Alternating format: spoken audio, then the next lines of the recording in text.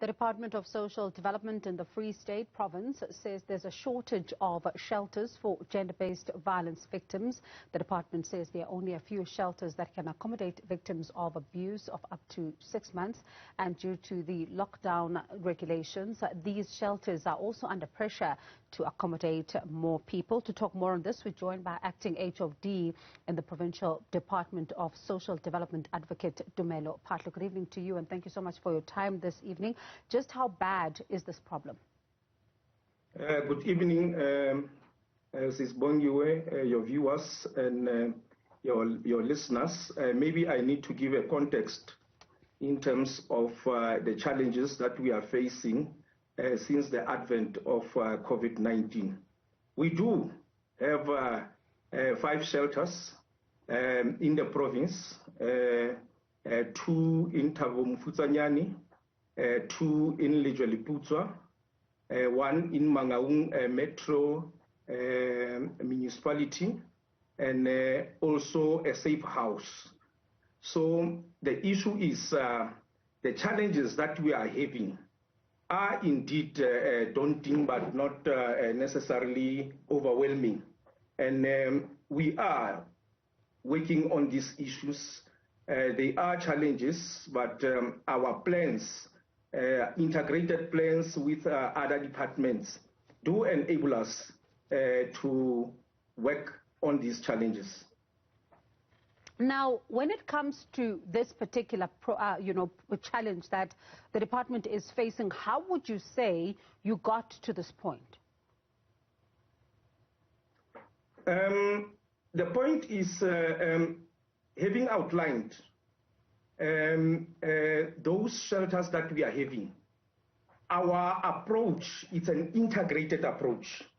I must contextualize and say, whilst we have these 5 shelters as well as a safe house, but we do also have other support systems where we are having 2 victim support centers in Mangaung as well as in Thabo Mfutsanyane, but also with regard to the sister departments and other stakeholders that we are working with.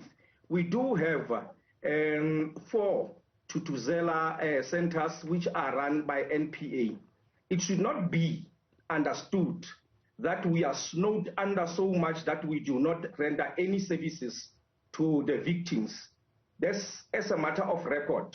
There's no victim who's not being addressed or a victim who's being returned without any services. Our services are integrated as dictated to by the National Strategic Plan, Gender-Based Violence and Femicide 2020 to 2030. So as a department, we're working with other sister departments, be it public works, be it health, be it education, be it the police, be it the director of public prosecution. So we have a wall-to-wall kind of approach of addressing the problem that we are facing.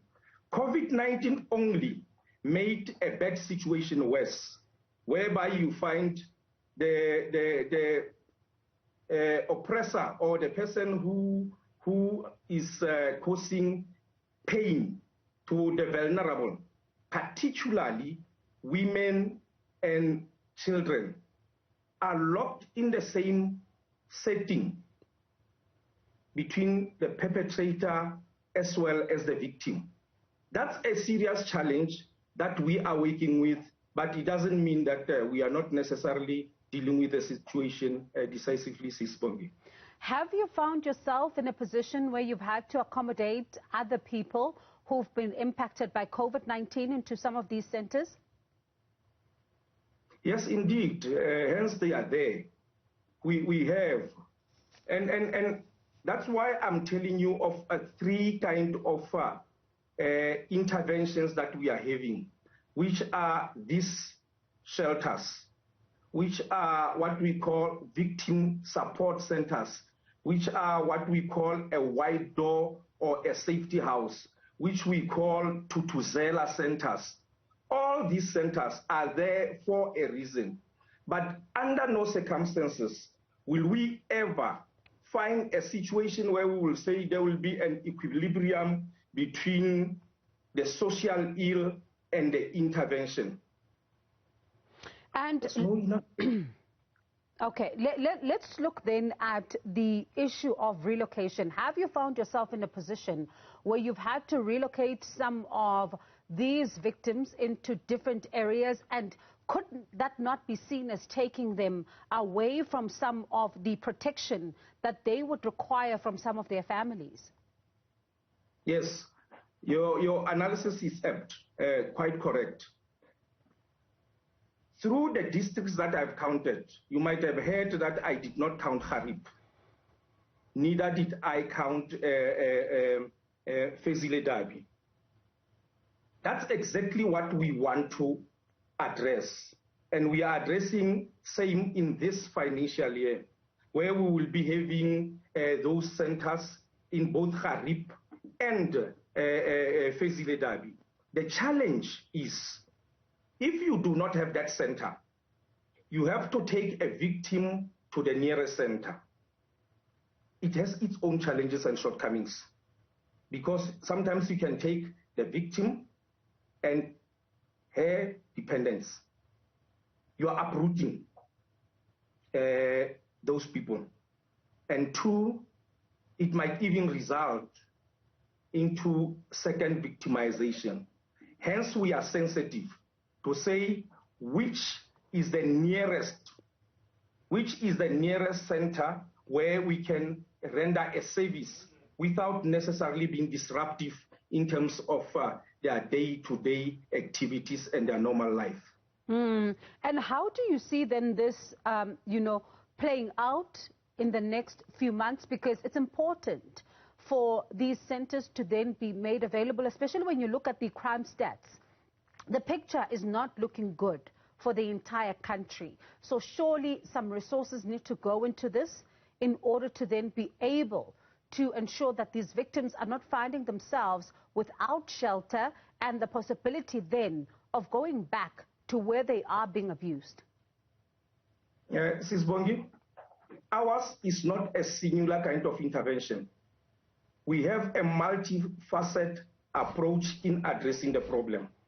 As a matter of fact, we are investing in the NPOs, which are dealing with issues of providing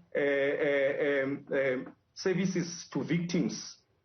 We are supporting in this financial year 33 NPOs to render community prevention programs. We are also dealing with issues of community-based victim support organizations, where they provide public education and prevention services in all districts. The department also has 23 specifically dedicated social workers who are dealing with issues of GBV. So over and above that, in this financial year, we have already called for proposals in this past week in terms of us establishing those safe houses in Fezile Dabi as well as in Clarib. All right, thank you so much for your time. We certainly do appreciate it. That was Advocate Tumelo Phatlo, the acting HOD in the Free State Department of Social Development.